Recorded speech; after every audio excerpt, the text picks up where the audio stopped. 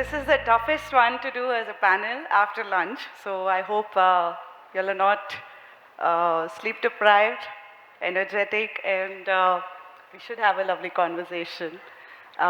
This is a topic that I think I got introduced to very early on in my career when I was working in HP as a product manager. We were in the print space, and as you know, print uses a lot of paper, and there was a lot of environmental lobbies against it. HP was not doing well financially. So we had to really go through a complete switch in our strategy, and that's when HP went through consciously shifting from a linear economy to a circular economy. And that's also when I was chief of staff for the HP R&D hub, to really see up close and personal as to how transformation is well thought of and goes all the way down to every engineer, every resource in an organization. And when a NASSCOM team reached out, I thought this is a great opportunity to talk about this at length. So let me start first with you, Devi. What has been your experience in the sustainable transformation journey, especially as an organization? Right. I think fundamentally sustainability for us has always been about people. And it's absolutely been the fulcrum of everything that we do.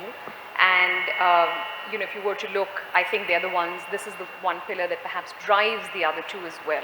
So we're very focused on human wellness.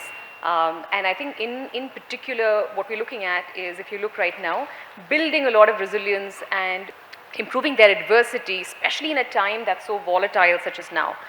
In fact, just this morning I was listening to the global McKinsey partner Bob Sternfels, who was talking to Larry Summers, and he said the first three big things that are going to drive business in Asia are clearly resilience and building against adversity. The second is talent, right?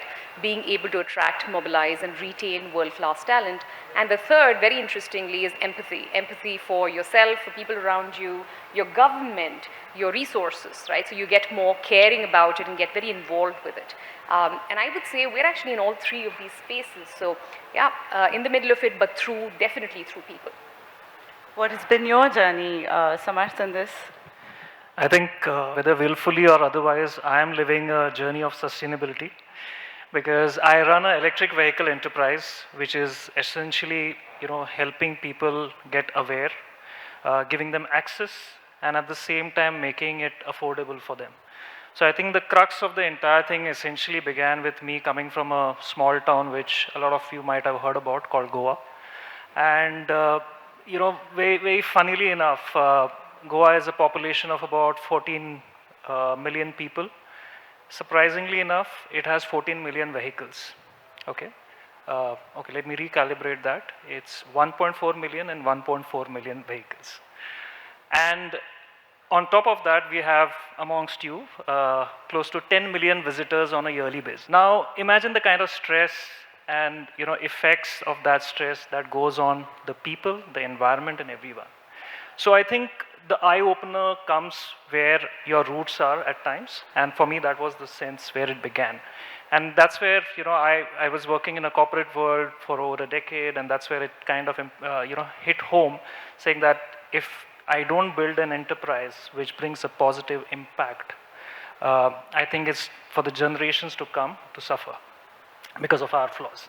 So that's where it began, and today, through unique initiatives like electric vehicle tourism, having experience stores across India, we are trying to bridge that gap where people are able to understand the impact they are causing and take some measures by adopting electric.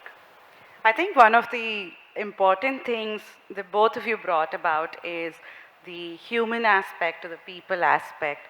One of my early learnings when I was in the middle of that sustainability transformation was that there are 3 Ps that are really important. Profits, of course, but also about people and planet. And it comes down to really having a very purposeful transformation journey. And the purpose is very important, and it brings all these 3 together. So I want to hear from you, how do you go through defining a purposeful transformation, And also, what's the role of a leader as well as an individual in this process? Both individually as well as now as I work with my own organization. I think the understanding for me that I've practiced at least in the last 24, 25 years that I've worked is to actually say that purpose perhaps stems from identity, right? Who you are, what roles you play. And I know we were having a very nice discussion about this with your team, Sowjanya, earlier today. It's really about saying, who you are, what do you identify with? If one of my purposes clearly is that I'm a mother and I want to build or rather help grow a very, well-rounded child, and those adjectives kind of drive me and define my purpose. So unless I'm able to be in an organization that helps me drive this part of my purpose, it's going to be very difficult for me to work in that organization. Perhaps for the money, yes, for some time, maybe for the brand, but I've always found, having been with the organizations that I have, I've stuck with organizations that have let me grow in the space that I can grow, with of course a fair amount of autonomy, and not making me say that your mastery or your growth stops at this level because we're letting you live these extra purposes. It can't be one or the other. It's got to be all put together. So as an organization, what we're doing now is every one of our people get to sort of design their work hours around what their purpose is. We definitely start looking at it not just for the 8 hours they work with us, which is just 1/3, but we're very engaged on the other 2/3, especially because of the fact that all of us as organizations now work remote, hybrid, however you will. It's very important now that when the lines are blurring between workspace and home space, that you're also going to blur your lines between when is your team member an employee and when are they just going to be themselves, which is going to be all the time. I think kind of taking that demarcation away is definitely going to make a lot of difference in terms of your purpose. One of the things I also learned is when you've got an alignment around purpose, there are quite a lot of positive changes, whether it is innovation coming together, whether it is collaboration, all of that sort of comes together and they fall in place. How has it been for you, Samarth? I think as a startup, a lot of times we do define the purpose. The biggest challenge comes post that, right? So I think being consistent and persistent is very, very critical, because it can't be a purpose which keeps changing as per the quarter, right? And that's where I think if it is not driven top down, as they say it, it's very difficult to sustain. Every person, right from the person who gets even interviewed for a middle level job, okay, in the organization, okay, a role that probably is just another role, right, needs to understand the ethos and the values of the organization and what we are trying to deliver or achieve. I think once that is established, you are creating an organization with a DNA which is, much more stronger, and you don't need to control and monitor it as a leader anymore. What I've also seen is when we were going through that transformation, and I'm taking it back to that story because that sort of becomes a foundation for the foundation of Attitude Makeover as well, is when you've got this purpose alignment, and that was adversity at that time, but it is adversity if you look at it even today. One is how, as leaders, you percolate some of this information downwards throughout the organization, how you walk the talk about it. Everything is important. It's also about what kind of partnerships and vendors and the whole value stream, how are they onboarded into it? It becomes really important. How you measure, reuse and recycling is also important. And thereby then is when, each one puts their own minds towards innovation. Have you seen some of that in your own organizations? I think for us, matrices in terms of being able to measure certain things that actually drive a sustainable work culture for us, right? And our very strong belief is that if you have a great work culture, it's going to take care of your economic sustainability as well as your environmental sustainability. And what we've done very strongly is actually measure 4 large things. So again, in terms of saying, have we worked enough with people's identity? Have we been able to link that to an individual purpose? Are we able to link that to, and this is not just for Skooc, this is what we do for our client organizations as well, link that to the team purpose, which is essentially the immediate team you're building, and then at a meso level to the organization's purpose, because otherwise, it just becomes a lot of talk, but no no connectedness per se to it. The third thing we work on very strongly is actually empathy. That has got to be very deliberate. Can't be that you're an amazingly empathetic person at home, but you don't find that happening in the office. Chances are that you don't get it at the organization or your workplace, and that's why you don't give it back. But that's something that we actually work on very strongly, saying how much of an empathetic person are you. And finally, in terms of saying therefore how strongly is your organization related. I think if I was to kind of sum this up in one sentence, one of the things that we work on very strongly is that every interaction you have with me, which we call an event, if it's off a certain benchmark, then the chances are that you and I will always have a great experience, and then we go on to build that very nice ecosystem around us. We've seen that actually translates very strongly to definitely improved profits. There's no question about it. We're also finding that in the organizations that we work, that's definitely also going down as someone who can kind of empathize a lot more with your environment, perhaps the leadership in your organization, and broader, perhaps even at the government level, where you can sit back and say, I understand what's happening in this very volatile world that we live in. I think in your case, when I was doing my little bit of reading about your organization, I love the way how you integrated into the tourism aspect of Goa, and you didn't try to sort of create a niche for yourself, but integrate it into the culture and the ethos of the state itself.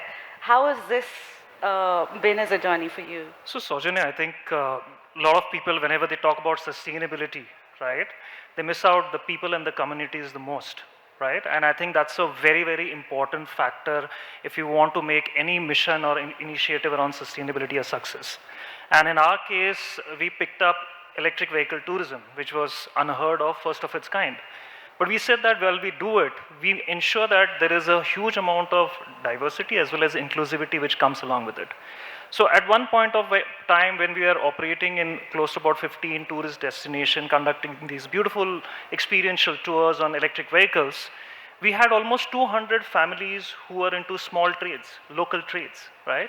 Somebody who was into, leaf weaving, somebody who was into coffee plantation, somebody who was a small tribe in on the corners of Ooty, right? These were completely unearthed, right? But how you expose them or how you showcase them, if I may use that word, is very important, because you do not want to change their core ethos. And by commercializing it, a lot of times that happens. So we did that as a measure. The second thing was, even from the team point of view, we didn't want to impose that, okay, we are a green venture, because that really falls off deaf ears, okay? We did small things. Wherever we were conducting these experiences, we upcycled old shipping containers. So these team members would operate out of that. Now, when you're living in an environment or a surrounding which has already been created out of, it creates a mental, conditioning of a positive nature. And that's essentially what we've been doing. Just to give you a small stat, we've done about 35,000 odd experiences or tours across India, okay? We try to measure it. So it comes to almost close to about, 33 tons of CO2 emission, which we have saved, if it was done on a normal petrol two-wheeler. I'm not saying it's a great impact or a huge impact, but when you compare it with what it could have done. I want to slightly switch gears now. As a seller in the past, what I've seen is it's easier to sell products or solutions, but the most difficult thing is going through a transformation because it touches on the culture of the organization. And most organizations sort of, switch between a horizontal versus a vertical one. But especially when you're trying to drive a transformation of this kind, the organization journey or transformation journey is really something that needs to be thought of. How has that been for you in the past as well as in the current experience? I come from organizations which are so deeply rooted in a set of cultures, and I know, Sowjanya, you and I share G in our past. I don't know if you remember, we used to be given these value cards that you had to keep in your pocket, and you were measured on it on a regular basis, I think we've progressed so much more from there, where you were measured on your activities and your outcomes. Now what we've been started working on as Skooc, especially since we work with children and parents and adults by themselves, is actually start looking at measuring the inputs. Outputs will happen because I think, like Samarth said, saying you have to be a green organization or a sustainable organization is a very broad term. What could mean sustainability for me might be very different for you. But if we kind of measure the inputs as opposed to the outputs, I think we're sending a very clear signal down saying, so long as you're doing the right thing, we believe the right things will happen eventually. So that's one of the big transformations that I kind of saw that you could make in a smaller organization. So in terms of our clients, we work with a bunch of startups. These are all organizations that have less than 1,000 people. And that's where you can see the change happening very, very tangibly in front of your eyes, where you say, okay, you know what, I want you to make this little change, and then let's see how it kind of transforms. So to my point, I think if we were to take away from an outcome or an output measure to start looking at the input measure, and then maybe also an intent measure, right? Because do you really intend to be this? I think it makes it more personal. It certainly puts a certain amount of onus on the individual, but I think it also makes it very personal, and therefore you're committed to it a lot more, is what I would say. I think there's a mindset shift that you're talking about, and that's the most important part. When you're talking about a purposeful journey, it's first about identifying who you are, internalizing, and then aligning with the purpose, and then going through these plunges or taking these plunges of experiments. Absolutely. To sort of take the leap of faith. Yeah. And as it comes together, you'll start seeing things shaping together as well. And because it is collective alignment on a purpose, you start seeing the whole impact of it sort of quadruple as you grow. It actually becomes very immersive, and that's one of the things we tell our organization, saying what we do is a very immersive, not a training program, it's a very immersive experience, because we want you to understand that you've got to change yourself as an individual. And to that, I completely align with what Samarth said. You can't say we're a green company. You've got to be doing little green, activities each time. You're walking the talk. So you talked about the compartment bit, but how has it been for you, like especially when you're talking about bringing EVs together in tourism places and now a platform itself, right? It's not something that's common out there. How do you go about this transformation with people who know it, people who don't know it? How do you bring them on board to this common purpose and then drive it? I'll just add first to what Devi was saying, okay? Because whenever, there's a chat on sustainability, there's a very serious hat put on by everyone, okay? And when we were between the founders, when we sat down and we said that, we can't be a serious organization because both of us have a funny bone on each of us. So we actually call our organization BLive, fun over fuel, okay? The whole idea being that just because you're sustainable, it need not sound too serious, because again, inclusivity as we talk about it is very difficult when you're trying to school somebody about it all the time. So do it in terms of, building, whether it's awareness or accessibility, make it fun. Let people relate to it in as many ways as possible, so that that curve is, much more shorter than, a lengthier one. And that essentially adds to the point that you were making, that how do you make this transformation for the end consumer? Today you'll be surprised, Sowjanya, it's not just individuals, but enterprises, the largest of organizations, the Forbes 500 or 1000, whatever you may call it. They themselves might be sitting at a position where they could have, huge disposable funds towards ESG, but at the same time, they are as clueless. We've had organizations right from pharma chains to food chains, everybody coming to us and saying, hey, we want to go electric because that's our forte. How do we go about it? So then we become like the saint who shows the way, right, in some way. And that's what we've been doing. We've become this unique platform where people come with their problems and we help them solve them with electric vehicles, okay? And it's a very different world, right? And you rightly put it, we are first of its kind in terms of the platform that we have created, because we carry the luggage and the baggage of history. So we've known that vehicles run in a particular way, they are bought in a certain way, they are used in a certain way. Everything's changing. Beyond the top 3 names in the EV industry, all are startups or organizations which were set up in the last 2 to 3 years. Where have you heard that in the two-wheeler or any automotive sector? To give you another stat, India sells about 2.2 crore two-wheelers every year. Electric two-wheelers are 1% of that today. So imagine the transformation which we are still yet to see. So if I go, when you ask the question, I know I took a little longer to answer it, but if I decide that this is the transformation which I need to address the consumer, that'll be a long step on my side, because the evolution is happening literally at a 6-month basis. So it's a work in progress, it's a long journey, and it's a very exciting one.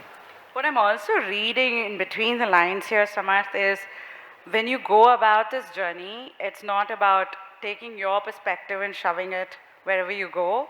It's to sort of understand the ethos of that space and then understand how does your purpose fit in there, and you might have to tune in or innovate in a lot of ways to actually sort of, acclimatize to that, as against changing it completely for...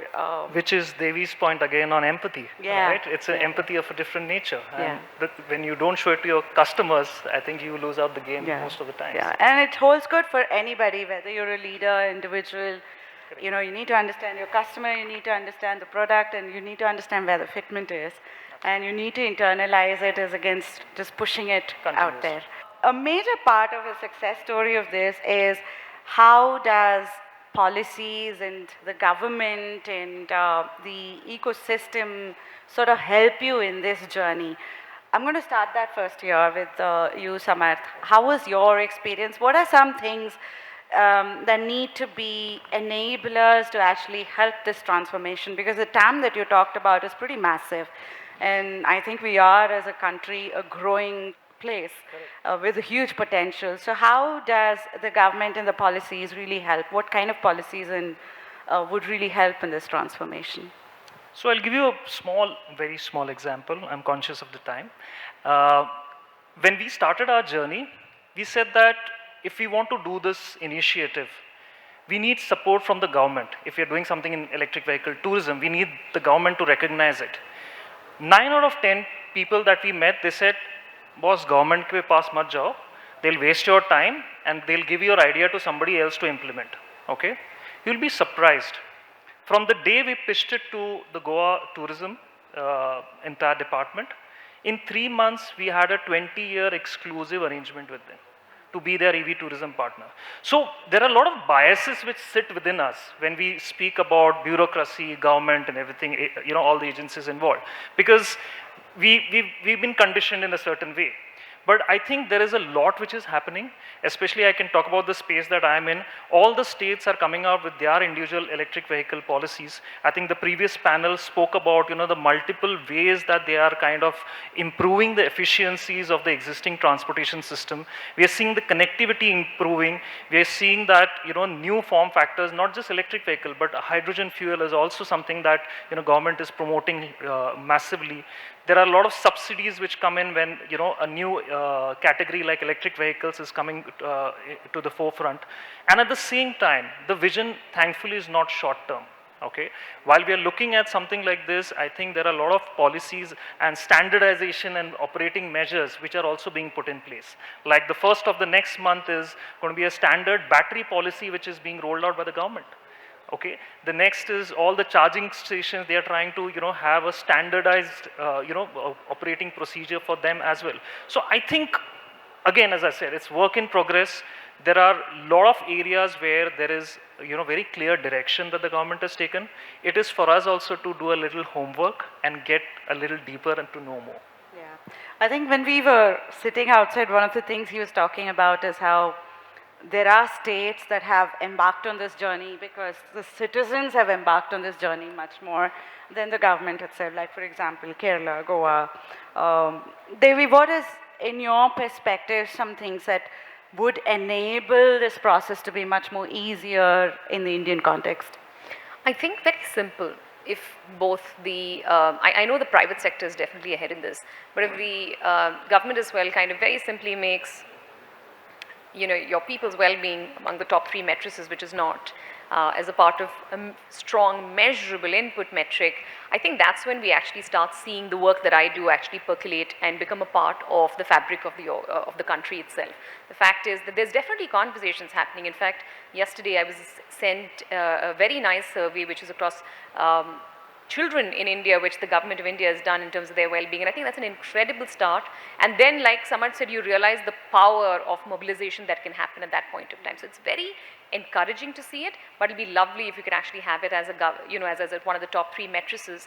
And I think it's just not me saying it. I think there was a BCG and Harvard study that was released, which clearly says that if you have better people well-being, there's a 77% correlation with better profits.